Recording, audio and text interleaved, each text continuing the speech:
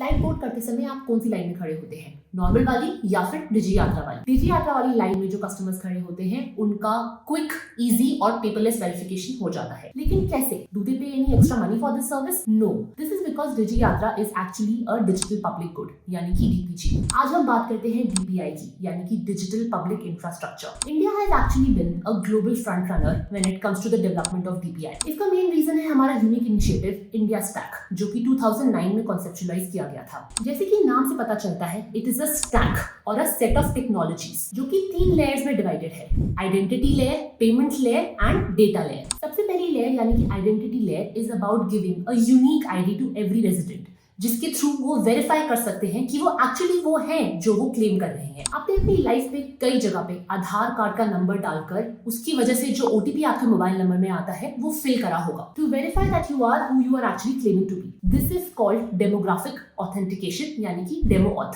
This is one of the use cases of identity layer. Another is how Aadhaar identification was used to remove ghost beneficiaries और duplicates from the Haryana PDS system. दूसरी layer है payments layer, जो कि एक ऐसी technology enable करती है जिससे एनीवन कैन पे anyone in a snap, that too without paying any extra money. आपने यूपीआई तो यूज किया ही होगा।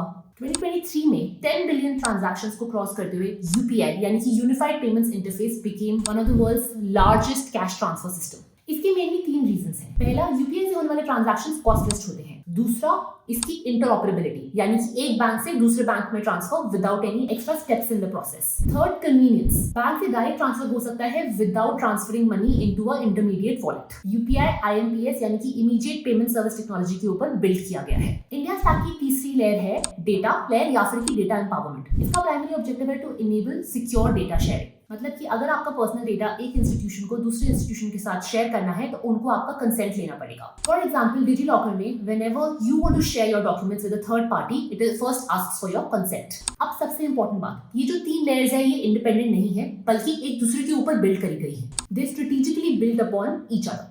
For example, payments की layer UPI has been built over the existing layer of Aadhaar. Samagra will be back soon with another short episode of Governance Decluttered, where we will decode everyday governance in India.